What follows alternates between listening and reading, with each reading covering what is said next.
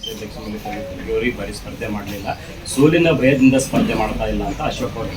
ಅಶೋಕ್ ಅವರಿಗೆ ವಿಷಯ common sense ಇಲ್ಲ. 50 ವರ್ಷ ಅವರು ಎಲೆಕ್ಟೆಡ್ ಪೊಲಿಟಿಕಲ್ ಲೈಫ್ ಇದೆ, ಅಂದರೆ ಸ್ಪರ್ಧೆ ಮಾಡಿ ಆಮೇಲೆ ಅವರ ಶ್ರಮ ಇರ್ಬೋದು ಅಥವಾ ಅವರ ಒಂದು ಏನು ಕೊಡುಗೆ ಇರ್ಬೋದು ಅಪಾರವಾಗಿದೆ. ಆಮೇಲೆ ಕಾಂಗ್ರೆಸ್ ಪಾರ್ಟಿನಲ್ಲಿ ಅವ್ರು ಇಷ್ಟೆಲ್ಲ ದುಡಿದ ಮೇಲೆ I think he has the right to refuse also. ಆಮೇಲೆ ಅವ್ರ ಮೇಲೆ ಭಾಳ ದೊಡ್ಡ ಜವಾಬ್ದಾರಿ ಇದೆ, ಬರೇ ಕಲಬುರಗಿ ಜವಾಬ್ದಾರಿ ಇಲ್ಲ ಅವ್ರ ಮೇಲೆ, ಕರ್ನಾಟಕದ ಜವಾಬ್ದಾರಿ ಅಲ್ಲ, ಇಡೀ ದೇಶದ ಜವಾಬ್ದಾರಿ ಇದೆ, ಮತ್ತು ಕಾಂಗ್ರೆಸ್ ಪಕ್ಷದ ಜವಾಬ್ದಾರಿ ಇದೆ, ಇಂಡಿಯಾ ಮೈತ್ರಿಕೂಟದ ಜವಾಬ್ದಾರಿ ಇದೆ. ಅವರು ಎಲ್ಲ ಕಡೆ ಹೋಗಬೇಕಾಗುತ್ತೆ. ಆಮೇಲೆ ಹೋದ ಬಾರಿ ಕೂಡ ಅವರು ಚುನಾವಣೆ ನಿಲ್ಲಬೇಕಂತ ಇರಲಿಲ್ಲ.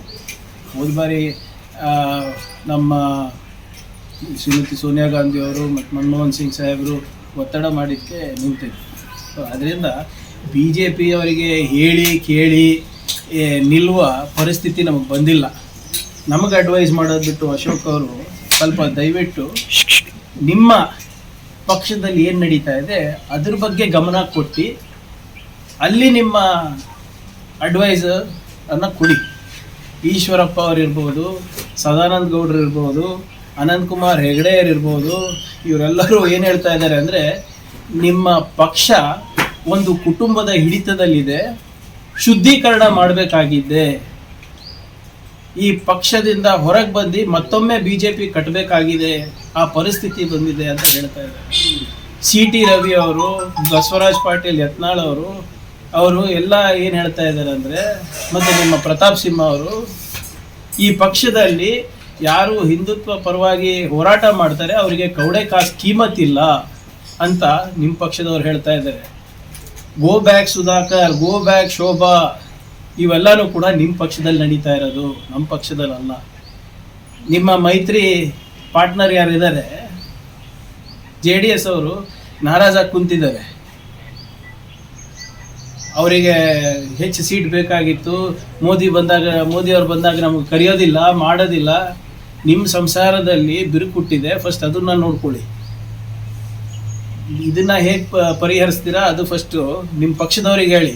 ನಮ್ಮ ಪಕ್ಷದ ವಿಚಾರದ ಬಗ್ಗೆ ಇರ್ಬೋದು, ಖರ್ಗೆ ಸಾಹೇಬ್ರ ವಿಚಾರದ ಬಗ್ಗೆ ಇರ್ಬೋದು, ಸಿದ್ದರಾಮಯ್ಯನವ್ರ ವಿಚಾರದ ಬಗ್ಗೆ ಇರ್ಬೋದು, DK ಶಿವಕುಮಾರ್ ಅವ್ರ ವಿಚಾರದ ಬಗ್ಗೆ ಇರ್ಬೋದು, ಇದ್ರ ಬಗ್ಗೆ ತೊಗೊಂಡು ನಿಮ್ಗೇನು ಮಾಡೋದಿದೆ?